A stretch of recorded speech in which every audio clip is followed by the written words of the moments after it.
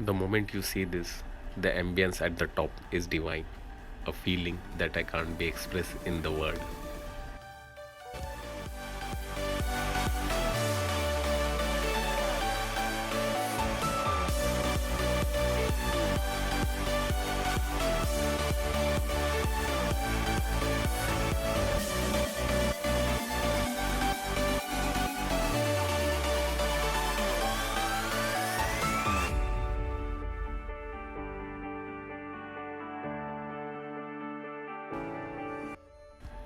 माँ वैष्णो देवी की यात्रा इससे पहले मैं कर चुका हूँ, पर सर्दियों में भवन का इतना सुंदर नज़ारा कि मैं अपने आप को रोक नहीं पाया। तो शुरू कर रहा हूँ अपने नए सफ़र की यात्रा आपके साथ। मैं हूँ संदेश विदाउट टिकट।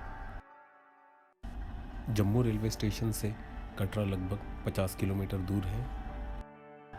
जम्मू स्टेशन के बाहर से कटरा जाने के लिए बस और टैक्सी इजीली अवेलेबल है। वैसे कटरा में भी अभी रेलवे स्टेशन बन गया है जिसका नाम है श्री माता वैष्णो देवी कटरा। कटरा बस स्टैंड पर हर एक बजट, हर एक रेंज के लिए आपको होटल, डॉर्मेटोरी और धर्मशाला अवेलेबल है।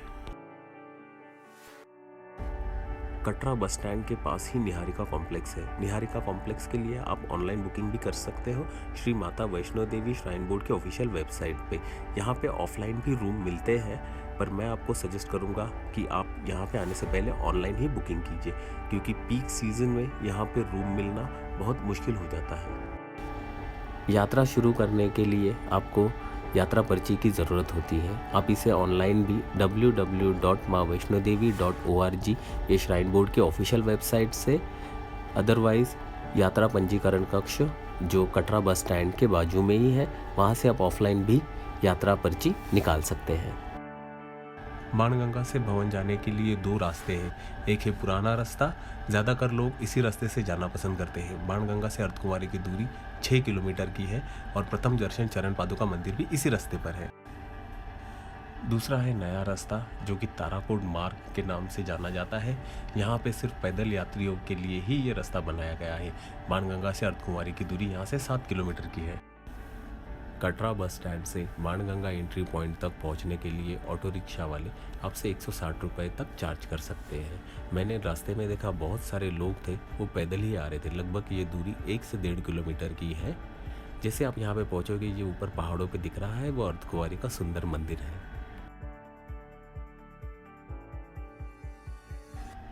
यहाँ से शुरू होती है हमारी यात्रा।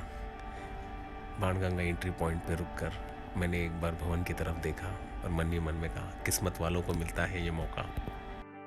बाणगंगा एंट्री पॉइंट से ही आपको घोड़ा, पिट्ठू, पालकी मिल जाएंगे। बहुत साल पहले गुलशन कुमार जी ने यहाँ पर लंगर की शुरुआत की थी। आज भी मैंने देखा बहुत सारे श्रद्धालु जो यहाँ पर लंगर करने आते हैं। यहाँ से ठीक आगे निकल के ही आपको कुछ ही देर में बालगंगा घाट के दर्शन हो जाएंगे और उसी के सामने है ये बालगंगा का प्राचीन मंदिर। बाणगंगा से भवन तक की दूरी 12 किलोमीटर की है। यह यात्रा अपनी कठिन चढ़ाइयों के लिए प्रसिद्ध है। आप आपकी इच्छा और स्वास्थ्य के अनुसार इसे पैदल कर सकते हैं या तो फिर आप घोड़ा भी ले सकते हैं। अगर आप उसके लिए भी असमर्थ हैं तो आपके लिए पालकी सेवाएं उपलब्ध है। वैसे हेलीकॉप्टर सेवाएं भी यहाँ उपलब्ध है, पर वो पूरी तरह मौसम पर डिपेंड है। बाणगंगा एंट्री पॉइंट से लगभग 2.5 किलोमीटर दूर प्रथम दर्शन चरण पादुका मंदिर है। इसी मंदिर के दर्शन के लिए यात्री इस पुराने रास्ते से आना पसंद करते हैं। जम्मू में प्रीपेड सिम को नेटवर्क नहीं आता, यहाँ पर सिर्फ पोस्टपेड कार्ड ही चलते हैं, इसलिए एसटीडी बूथ आपको हर जगह मिलेंगे। संपूर्ण यात्रा मार्ग पर हर थोड़ी थोड़ी दूरी के बाद पीने के पानी की उचित व्यवस्था की गई है।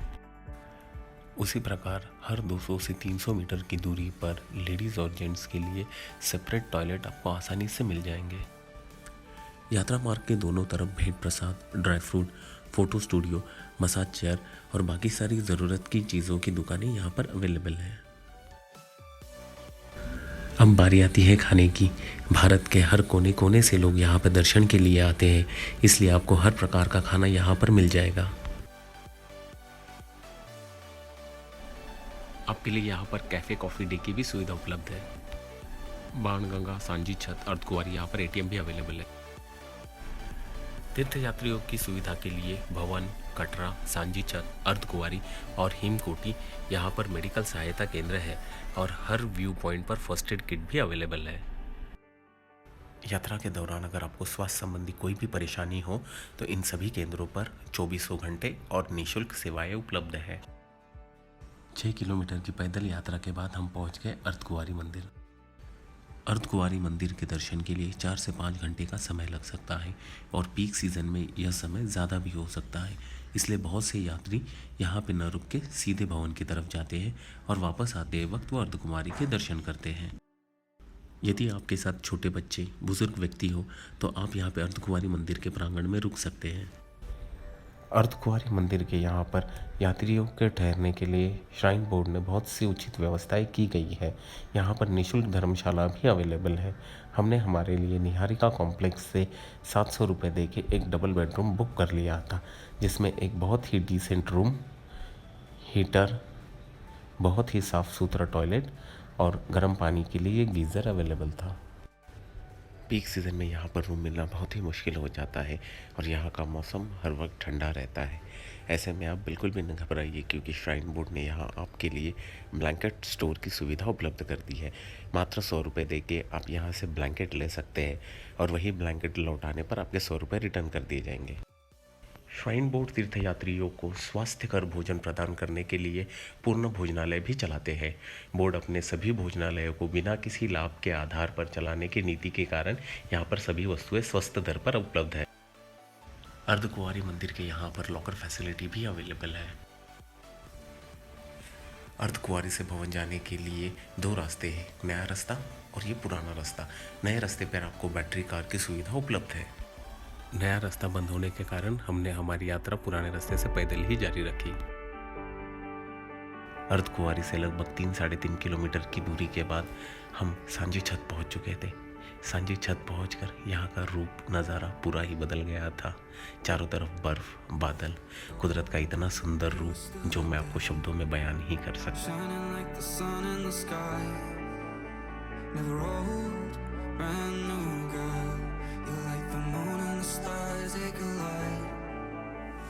Take me back to the days in March, fooling around, making out in your best friend's car.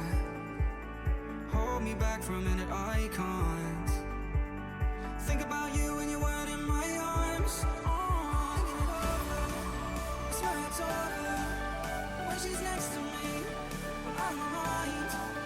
When I'm sober, I swear I told her, thought of losing her, terrified.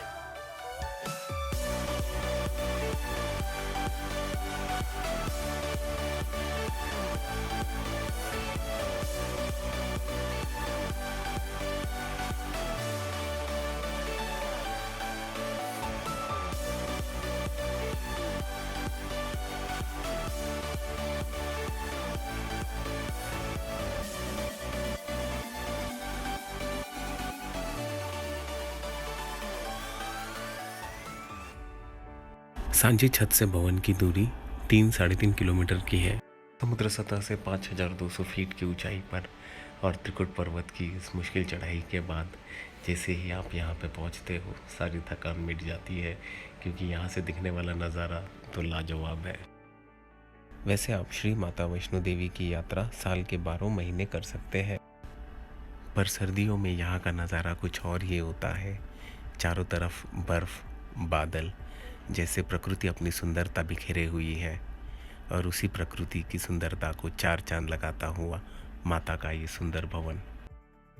यदि आपके साथ बुजुर्ग व्यक्ति, शारीरिक रूप से कमज़ोर व्यक्ति या फिर बहुत ही छोटे बच्चे हो तो आप यहाँ पे मई या जून महीने में आ सकते हैं। सर्दियों का मौसम यहाँ पे उनके लिए थोड़ा सा परेशानी भरा हो सकता है। 12 किलोमीटर की इस पैदल यात्रा के बाद हम आखिरकार भवन पहुँच चुके हैं। सुरक्षा कारणों के अंतर्गत विशेषकर मोबाइल फ़ोन, वीडियो कैमरा और अन्य इलेक्ट्रॉनिक सामान साथ में ले जाने की मनाही है। मुख्य भवन परिसर में सामान रखने के लिए लॉकर सेवाएं उपलब्ध हैं। यहाँ पर ये सेवाएं निःशुल्क और 24 घंटे चालू रहती हैं। दर्शन के लिए जाने से पूर्व यात्री अपना सारा सामान यहाँ जमा करवा सकते हैं। यहीं पर श्राइन बोर्ड द्वारा संचालित भेंट शॉप है, जहां पर किफ़ायती दरों पर प्रसाद, भेंट और अर्पण आदि का सामान उपलब्ध है। जैसे जैसे हम आगे बढ़ रहे थे, दर्शन करके लौटने वाले श्रद्धालुओं के चेहरे पर अलग ही रौनक थी। माँ का दर्शन अपने आप में ही एक विलक्षण अनुभव है। सर्दियों के मौसम में ही माँ के प्राचीन गुफा का रास्ता यात्रियों के लिए खुला कर दिया जाता है। लाखों यात्री अपनी मुरादों के लिए यहाँ पर आते हैं। चांद मांगी मुरादिन पूरे करने वाली माता के रूप में दुनिया भर में यह लोकप्रिय है, जिसका अर्थ है अपने बच्चों की हर इच्छा पूर्ण करने वाली माता। हमने भी हम सब के लिए, आपके लिए और सबके सुख के लिए माता से आशीर्वाद लिया और अपने इस नए सफ़र की शुरुआत कर दी।